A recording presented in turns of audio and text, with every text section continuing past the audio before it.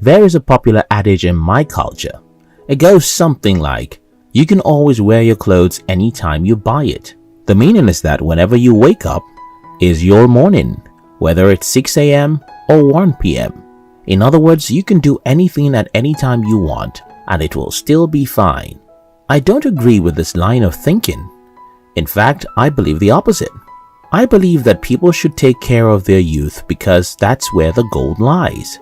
I've seen people struggling so hard to do in their 40s what I did as play when I was in my 20s.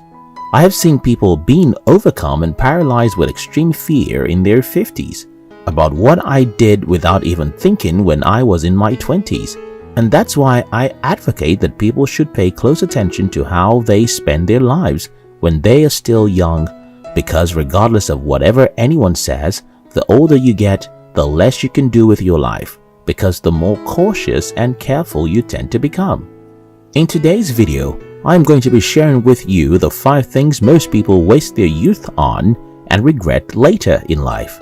If you're new here, consider subscribing so you won't miss other interesting videos like this. 1. What other people would say. When I was 21, I was a popular academic genius on my campus. To crown it all, I was a political leader. These two combinations made me so popular that I could have won a title among the most influential students on my campus. But a few months after my 21st birthday, I decided to leave school. I had to do some ugly jobs which were meant to be for slaves or uneducated people in my country, because I just had to do that to raise capital for my business. Today, I see so many young people thinking too much about what other people would think about them. They can't do dirty things to pursue their dreams because the opposite sex will see them. They use money they don't have to buy the latest fashion because they want to look beautiful on social media. They must use new phones because that's what makes them acceptable among the silly people who are like them. Listen to this simple advice. You can always think about other people's opinion. You can always buy the Rolex watches and iPhones. You can always drive Benz and be the CEO. But you have to love yourself enough when you're starting out to ignore whatever other people might be thinking about you. If there is a job you have to do to raise capital for your business, but it's not a white-collar job, go and do it and let your girlfriend leave you.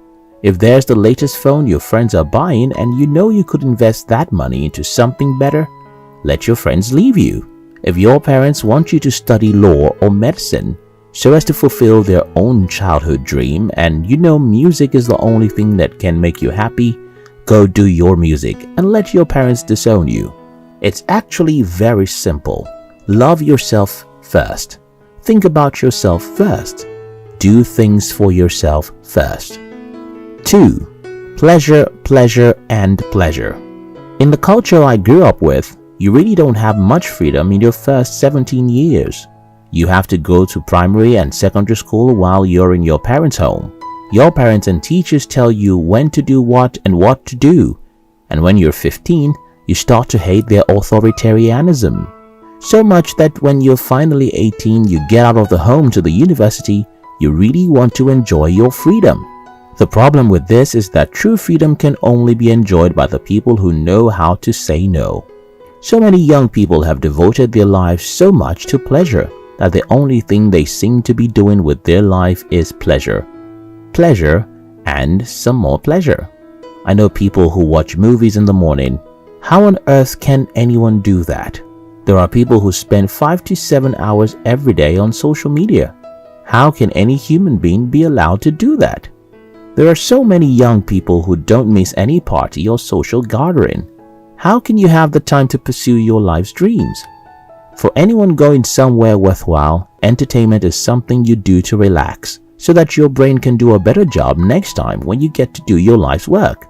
Then someone will ask me, is life all about work? And my answer is yes. Life is all about work. Work and work. Your primary duty is to figure out your life's passion so that your work will entertain you. If you need 5 hours of entertainment to remain alive, you don't have a life. 3. School without education. Most people I know who are university graduates are not educated. That may be due to the poor educational system in my country, and I guess so many other people all over the world simply don't get education out of school. They simply get degrees. Well, your degree is a mere piece of paper, and the best it can do for you is to give you a job. To live, grow, and be happy, you need to have a deep understanding of yourself and the world around you. And this can only be gotten via personal and determined self-education. 4. Hanging out with just anyone. I got admission to a polytechnic when I was about 18 years and 5 months. A few weeks on campus, I already had about 5 friends. Guess how we all became friends? We sat next to each other in class, we met in a departmental meeting, or we walked alongside each other, started talking, and that was it. Most young people choose their friends and relationships simply by choosing whoever they see around them. The problem about this is that most people in the world are average. So if you choose the guy next to you, there's a good chance he's just one average guy without dreams or aspirations. And as the saying goes, you're going to end up being the average of the 5 closest people to you. I later learned that my friends had the power to influence my future. So I let go of all my negative friends and started to make friends consciously. I look for positive people who don't make excuses or complain about everything and choose them as my friends.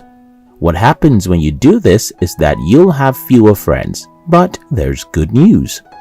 One ambitious and positive friend is better for your life than 100 negative friends. 5. Planning too much. So many people spend all their 20s dreaming and making plans. Maybe you should stop planning.